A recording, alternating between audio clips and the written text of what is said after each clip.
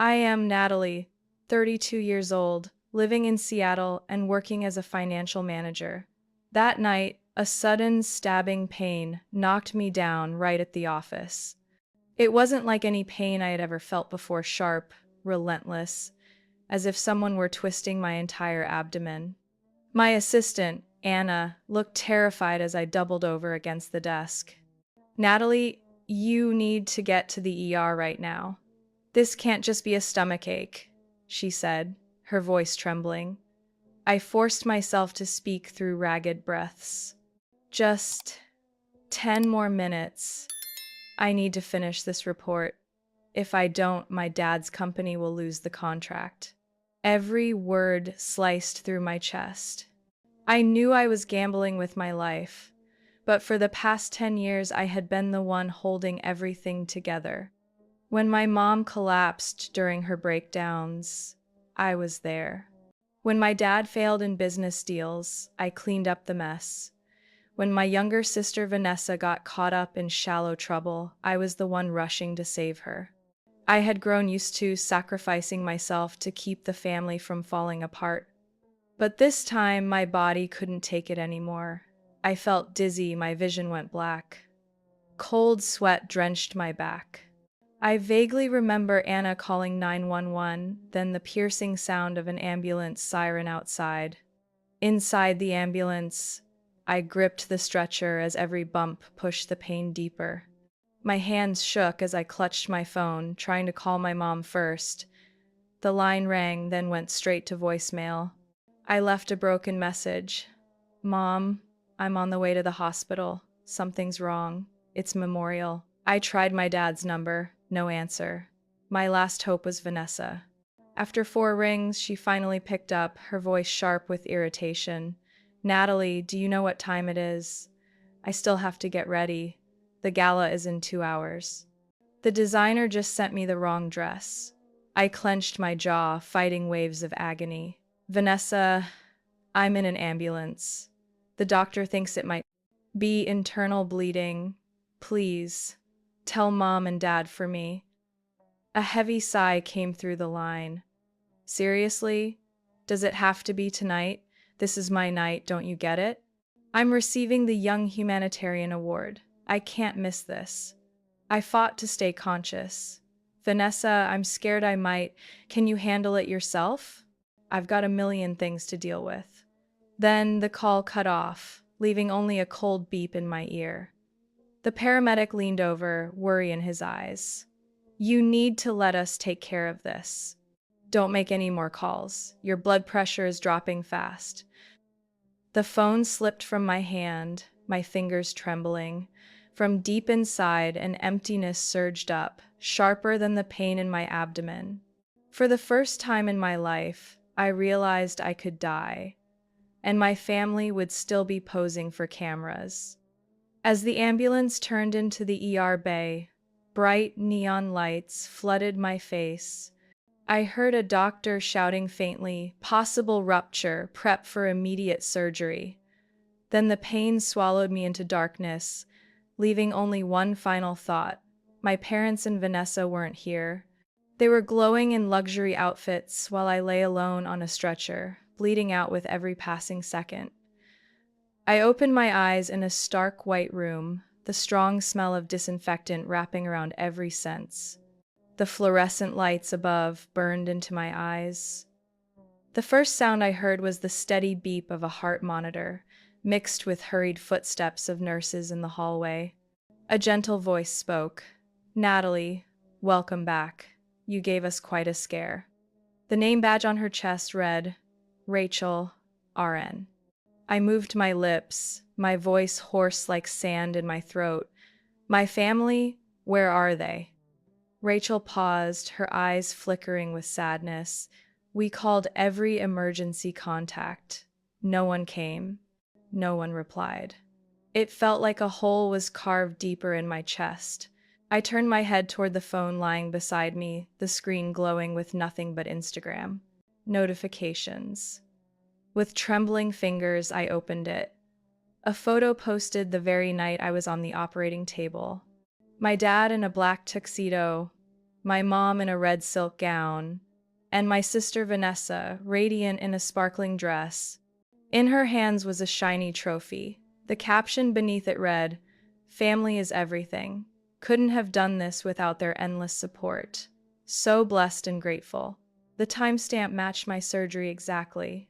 My chest tightened, not from the incision. Rachel squeezed my arm lightly, her voice softening. "You should rest. The doctor will be in soon." Minutes later, a middle-aged man entered with a clipboard. Dr. Harris. He placed his hand on the bedrail, his gaze firm yet sincere. "Natalie, I want to be straightforward with you. You suffered a ruptured ovarian cyst, causing severe internal bleeding. The surgery lasted over 4 hours, and—" He hesitated, then said firmly, "Your heart stopped for 78 seconds." The words hit me like a hammer. I let out a broken laugh that didn't sound like mine. 78 seconds. Enough time for my family to pose for dozens of pictures. Dr. Harris looked at me for a long moment, saying nothing. Finally, he added, "We did everything we could and you came back. But what I'm more concerned about is this. Do you have anyone we can call for support? A friend? A colleague? You shouldn't go through this alone." I stared up at the ceiling, my voice cold as steel. Number, no one. After he left, I opened my photo gallery. Dozens of moments I had captured. Vanessa's birthdays, my parents' anniversaries, Thanksgivings, Christmases. In every photo, I was the one behind the camera, always outside the frame, always making sure everyone else smiled at the right time. My thumb hovered over the delete button, my hand shaking. The door creaked open. Rachel returned with pain medication. "There's a call for you," she said. I clutched at a fragile hope, but her next words shattered it. "It's your sister, Vanessa," I answered weakly. "Hello?" On the other end, the noise of the gala spilled through laughter, music, glasses clinking. Vanessa's voice rang out, "Sis, hope you're feeling better. Anyway, can you transfer me a few thousand?" The after-party went over budget. My grip tightened around the phone until my knuckles turned white.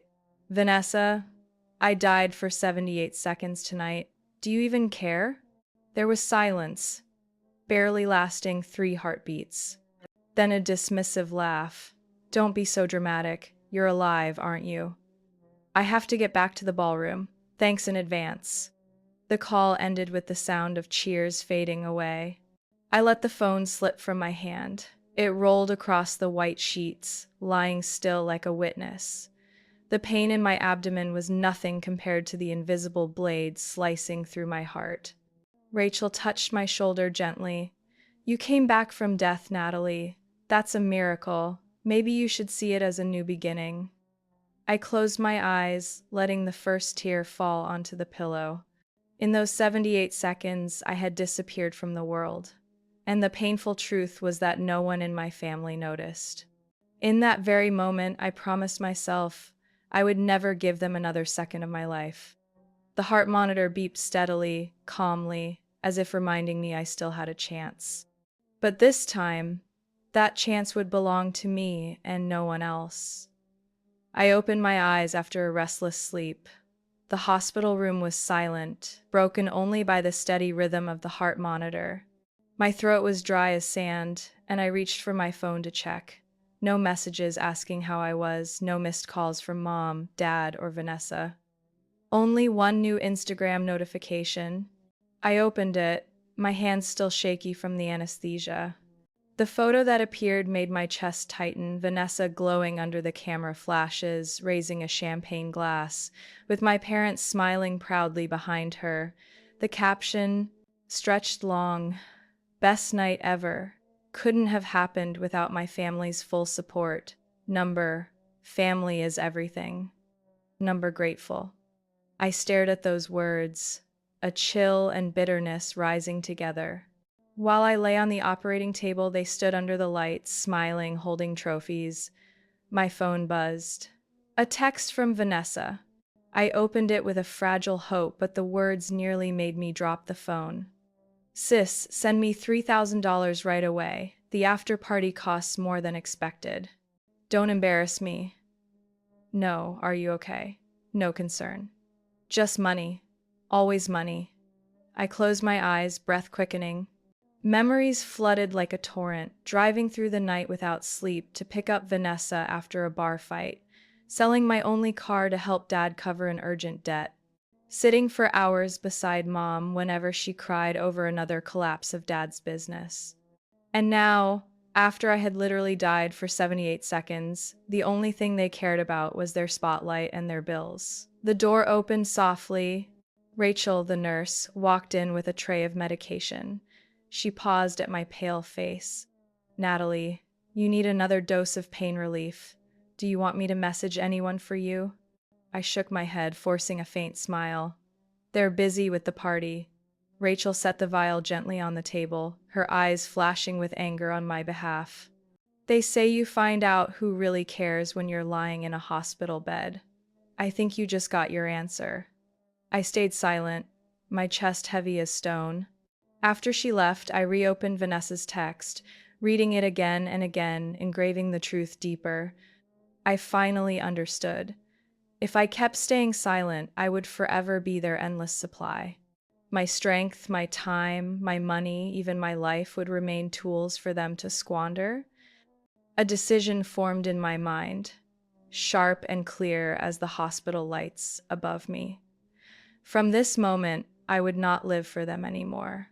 78 seconds without a heartbeat had been my Mackin's wake-up call. I had died once, and I came back to start a new life, one where I was the center, not a shadow behind the curtain. The phone buzzed again. This time, an email from Dad. The subject line was short, urgent. I opened it, and my chest squeezed tighter. Natalie, I need you to review the quarterly report. The bank meeting is tomorrow morning. Don't let us lose face. After that, stop by to co-sign the guarantor papers for Vanessa. A laugh escaped me, broken, hoarse, bitter. I set the phone down, opened my work email, and typed quickly to HR. Please update my emergency contact information. Remove all family numbers from my file. My finger pressed send, and it felt like unfastening an invisible chain that had bound me for years. Outside the window, the late winter Seattle sky was gray and endless. Yet inside me, a faint light flickered. For the first time in years, I felt like I was reclaiming even the smallest piece of control over my life. Just one email, but it was a beginning. I lay back against the pillow, closing my eyes as the pain medication spread through my body. Out there, they were surely still laughing under the glittering lights, raising glasses to family is everything. I whispered to myself, real family doesn't let you bleed out alone on an operating table. Real family doesn't abandon you during 78 seconds of death. Real family doesn't turn you into a bottomless wallet. The hospital door swung open, and I looked up in surprise. It wasn't my mom, it wasn't my dad, and it wasn't Vanessa. The person who walked in was Emery, my close colleague at the firm, the one who had stayed late with me countless times to finish reports. She wore a long gray coat, carrying a paper bag in one hand and a thick stack of folders in the other. Oh my God, Natalie. Emery set the bag down on the bedside table, her eyes filled with both worry and anger. You nearly scared me to death. Why didn't you say anything sooner? I forced a weak smile. I didn't want to bother anyone. There was still work left undone. Bother anyone? Emery pulled up a chair, her tone sharp. Do you realize last night I saw the photos of your family at the gala? While you were here fighting between life and death, they were smiling for the cameras. I can't wrap my head around it. I stayed silent. I had no strength left to defend them, nor any reason. Emery took a deep breath, then pulled out several forms from the folder, sliding them toward me. These are new medical proxy documents. You need to sign them and remove your family's authority over your health decisions. They've made it painfully clear they don't deserve that responsibility. I stared at the empty boxes on the page. Until now, I had never considered I had a choice. I always assumed my mom's name belonged on every form. But now, that thought sent a chill down my spine. Emery leaned closer, her voice gentler. I know this is hard. But Natalie, if something had gone wrong last night, do you honestly believe they would have left the party to come here? I didn't answer. Just remembering those 78 seconds my heart stopped was enough of an answer. Emery pulled out another set of documents, bank and legal forms. I also contacted our firm's attorney. These are templates to separate your accounts and revoke your family's financial control. Right now, their names appear on several files. If you don't act, they could use your identity to borrow money or sign off on things you'd never approve. Her words stripped away the veil I had wrapped myself in for years. I thought I was holding my family together. In reality, I was just a support beam hollowed out from being exploited. Emery, if I do this, they're going to lose it. Let them lose it, Emery replied firmly. They don't get to turn your life into an endless wallet. If they truly cared, they now would have been here from the very first moment. I gripped the pen, my hand trembling. Part of me still wanted to cling to them, but another part, stronger now, was screaming for freedom. I drew in a deep breath, then signed the line. The signature was shaky, but it had never felt more powerful. Emery gave a small smile, her eyes steady. Good. This is only the beginning. But at least you've officially put yourself first. I sank back into the pillow, chest rising and falling quickly. A wave of relief swept through me. For the first time, I didn't feel completely alone. From the paper bag, Emery pulled out a travel mug. I know you hate hospital coffee, so I brought this from our usual cafe. Don't worry, it's decaf. You need to rest. The familiar aroma drifted through the room, and I nearly cried. Such a small gesture, yet it highlighted the difference so clearly. Someone who truly cares doesn't ask for money, doesn't demand reports, doesn't hide behind excuses. Someone who truly cares brings a cup of coffee, a stack of forms to protect you, and a steady presence when you're at your weakest. Before leaving, Emery turned back, her eyes unwavering. Natalie, you've just been given a second chance at life. Don't waste it on people who only drain you. From now on, choose those who deserve you. As the door closed, I looked at the signed proxy form lying on the table. It wasn't just paperwork. It was a declaration to the world and to myself that I was no longer a shadow in someone else's story. I would write my own life, page by page. One Monday morning, Emery came back to the hospital with her laptop in hand. She set it down on the table beside my bed, her face carrying a tension she couldn't hide. Natalie, I just found something strange in your hospital records. I forced myself upright, the incisions still aching, but the alarm in her voice jolted me more than any medication could. Strange. How? She turned the screen toward me. On it was a PDF titled Medical Power of Attorney. Below it was an electronic signature with my name, Natalie Morgan. I felt the blood drain from my face. That signature, it's not mine. Emery nodded slowly. Exactly. I checked the metadata. It was filed while you were on the operating table, specifically 9:27 p.m., the night of the gala. I remembered that moment vividly. That was exactly when my heart had stopped for 78 seconds. How could I possibly have signed anything then? My hands trembled as I pointed to the system log. So who submitted this? Emery zoomed in and met my eyes. The filer was Vanessa. The room suddenly felt icy cold. I hadn't misheard. My sister, the one who brushed me off when I called from the ambulance, had forged my signature to take control of my medical decisions. I tried to steady my voice, though it shook. Why would she do that? Emery's face darkened. There's a clause in the document. It absolves the family of responsibility if you didn't make it. In plain terms, it legalized their absence at the gala while you were dying. I buried my head in my hands, the betrayal crashing over me like a freezing wave. Not only had they abandoned me, they had armed themselves with a legal shield to protect their absence. Emery placed a firm hand on my shoulder. Natalie, this is serious. I've already reached out to Attorney Margaret. She wants to meet you right away.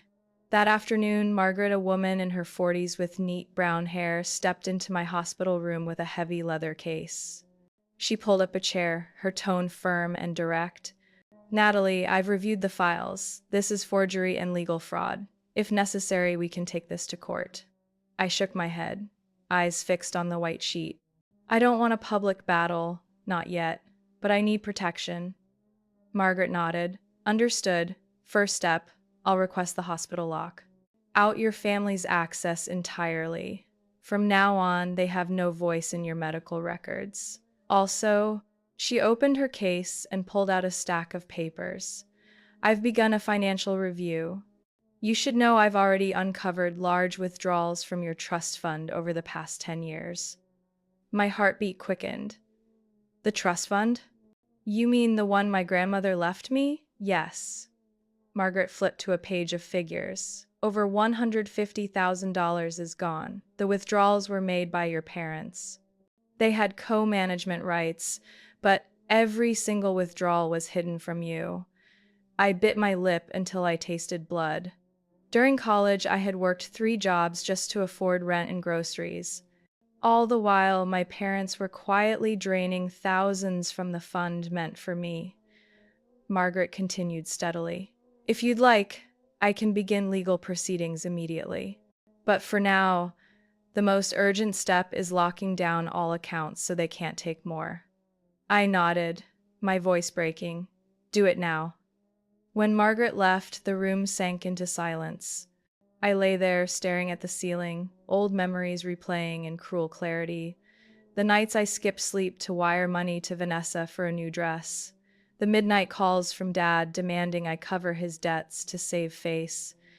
Mom's tearful pleas that I sacrifice just a little more because family comes first.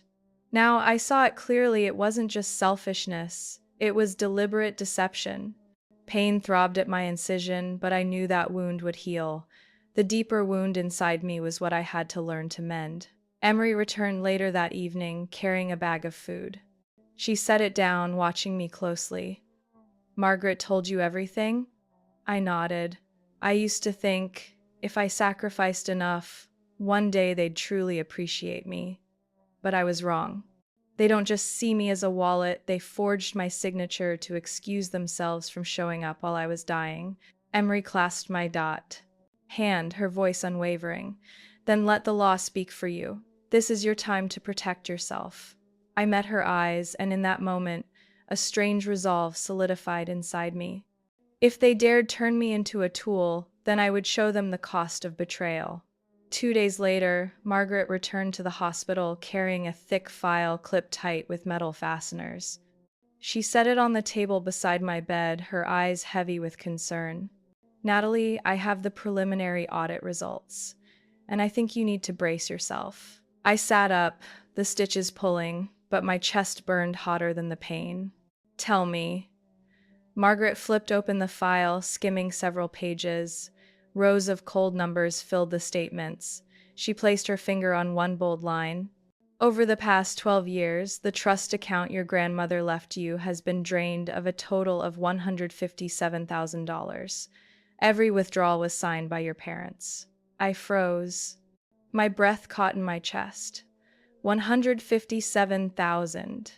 The number cut straight into my memory those nights.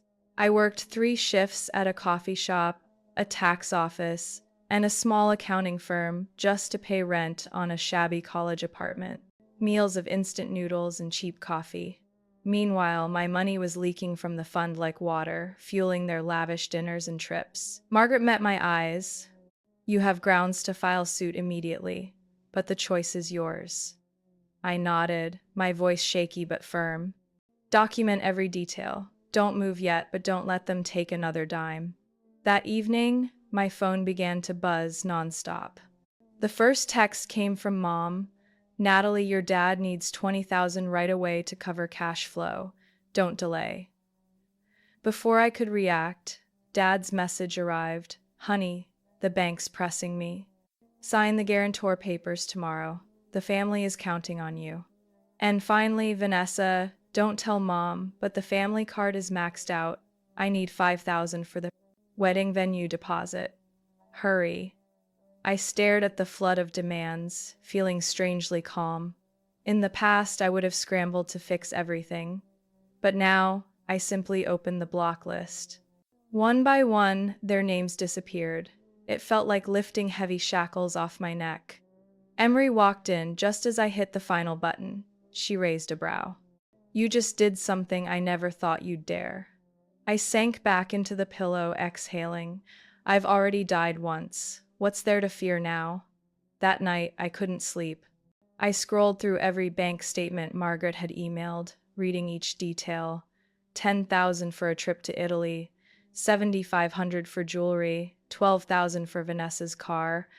Invoice after invoice, all drained from a fund with my name on it. Each figure cut like a knife. But instead of breaking me, I felt armor forming around my heart.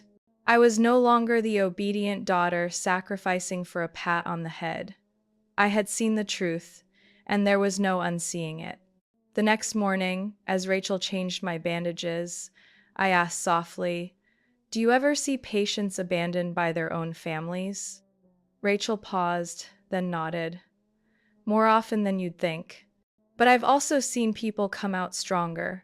You're one of them, Natalie." I can see it. Her words tightened my grip. Maybe I really could do this. By noon, Margaret called. "I've locked down every account connected to you. If they try to withdraw again, the bank will alert us immediately. And Natalie, I'm certain they won't stop. Prepare yourself." Sure enough, later that afternoon, the hospital room phone rang. Rachel answered, then handed it to me gently. "It's your mother." I held the receiver. My mother's sharp voice cut through. "Natalie, what have you done? The bank says we've been locked out. Are you trying to destroy this family?" My reply came out steady, almost eerily calm. "Number, I'm protecting what's mine." Her tone rose. "Family is everything. If you turn your back, don't expect a place in this house." I closed my eyes and whispered, "I lost my place in your hearts a long time ago." Then I hung up, my chest hollow but strangely light. That night, I typed a single line into my digital journal. They may have taken $157,000, but I just reclaimed my own worth. I left the hospital after nearly 3 weeks, my stitches still tugging every time I walked too fast. I hadn't even regained my strength when Vanessa's texts came flooding in. All of them circled one thing. She was being sued by an upscale restaurant for canceling her wedding contract, $60,000 at stake. I didn't reply. Then she called nonstop until I finally blocked her number. That afternoon, as I walked out of the office toward the parking lot, her voice cut through behind me. "Natalie, wait!" I turned. Vanessa stood there, stripped of the glamorous image she displayed online. Her hair was tangled, her face bare of makeup, her eyes ringed dark like she hadn't slept in days. She rushed up and grabbed my hand. "Please, I need your help this time. If not, I'll lose everything.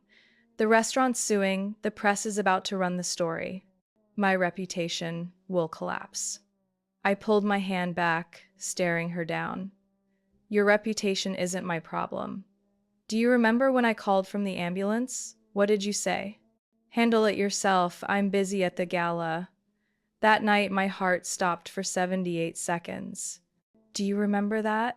Her lips trembled, but she dodged, muttering, "I know I was wrong, but I'm still your sister.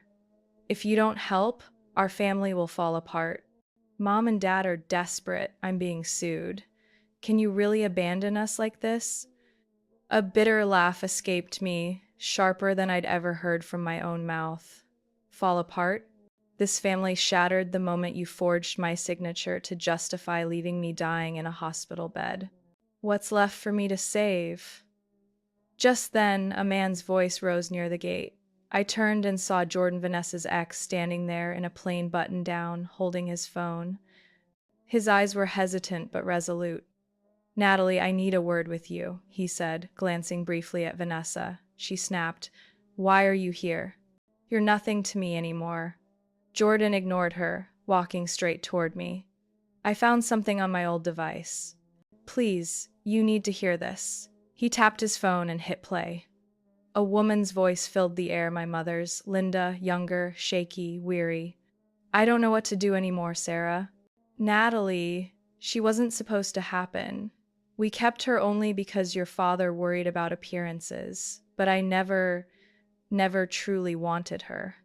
And the trust fund, we drained it years ago to keep the business afloat. If she finds out, everything crumbles. Delete this. Don't let anyone hear. I froze. Each word pierced deeper than any scalpel. Not supposed to happen. Kept me for appearances. Drained my trust fund. My entire existence in that family was nothing more than a mistake to be hidden. Panicked, Vanessa lunged for Jordan's phone, screaming, Don't listen. It's fake, it's edited. But I had already seen the timestamp, the date, the source. Nothing could erase it. I turned to her, my voice icy. So it's true. You could fake my signature, but you can't erase Mom's own confession. Vanessa's face drained of color. Her tone shifted to pleading. I'm sorry, but please, help me out of this lawsuit. I swear I'll change. I shook my head, every word cutting clean. I died in that family long ago. From now on, I live for myself. That lawsuit is yours to bear. I won't save you. She broke down, sobbing on the asphalt, while Jordan stood silently, his jaw tight. I walked away, my heart bleeding but my resolve sharper than ever. The truth wasn't meant to wound me further, it was meant to show me what I should have known all along. I never truly belonged to that family, and this time I would never step back into the cage they built for me. News broke that my father's company, Morgan and Company, had filed for bankruptcy, plastered across the front page of the local paper. The bold headline read, A once leading firm now reduced to rubble. The article detailed massive debts, canceled contracts, and unauthorized withdrawals from the trust fund. Everything was exposed. A few weeks later, the grand mansion where I had spent my childhood was seized by the bank. A large foreclosure sign stood at the gate. Driving past on a rainy afternoon, I saw a scene that made my chest ache and yet strangely lighten. My mother, Linda, stood in a wrinkled but once elegant coat, her face hollow. Vanessa stood beside her, crying as photographers snapped pictures, while neighbors whispered nearby. I didn't stop. I simply lifted my camera and captured a sharp frame, the same two women who had glowed at the gala, now frozen in despair outside a locked gate with an empty house behind them. It was no longer a home, only a cold shell of years built on pretense. As my car rolled away down the familiar street, I knew I had severed the last thread tying me to the past. Instead of sinking into hatred, I chose something else. I spent months curating everything that had happened. Hospital images, my mother's recorded confession, the heartless texts, drained account statements, and finally the photo of my mother and Vanessa standing helpless before the foreclosed house. I called the exhibition 78 Seconds, the 78 seconds my heart had stopped, and the 78 seconds that had completely changed my life. Opening night, the small gallery in downtown Seattle glowed with lights. Visitors came not only as friends and colleagues, but as strangers moved by my story. They stood quietly before the photo of the hospital bed covered in tubes. They murmured at the cold text snippet, "Send money now, I can't lose face." And they fell silent at the final image, my mother and Vanessa devastated before a locked home. A middle-aged woman wiped her eyes, turning to me. You survived not just in body, but in spirit. Your story makes me see my own life differently. I nodded gently, feeling the power of truth. It didn't need revenge, it only needed light. Later that evening, when the gallery had emptied, I sat alone among the photographs. Emery appeared with a glass of red wine, smiling softly. See? They don't get to define family for you anymore. You've written your own story. I looked at the photo on the wall, my mother's eyes still clinging to denial, Vanessa's face drowning in despair. I felt no anger, only the inevitability of choices made. My phone buzzed. A strange number. I didn't answer. A text followed quickly. Natalie, please talk to us. Your father's in the hospital. Your mother's breaking down. Don't turn your back on us. I set the phone on the table, silent. I knew those words weren't born from love, but from a desperate attempt to drag me back into the role of support beam for a family that had already destroyed itself. As night fell, I stepped out of the gallery, lifting my head to the glowing Seattle skyline. I inhaled deeply, filling my lungs with the cold air. This time, every heartbeat echoed strong and free. They had lost everything through their own choices. As for me, I had finally found myself again. Natalie's story reflects a painful truth in modern life. Sometimes family itself can be the source of the deepest wounds. Being exploited, facing legal forgery, even being abandoned in life and death moments shows how selfishness can destroy bonds. Yet her journey is also a powerful reminder that everyone has the right to choose their own way of living. Setting boundaries and protecting one's finances and mental health is not selfish. It's the necessary a freedom to begin a life that is fair, independent, and truly worthwhile. What do you think about Natalie's decision to walk away from the family that betrayed her? Share your thoughts in the comments. And don't forget to follow the channel for more gripping and emotional stories about family life.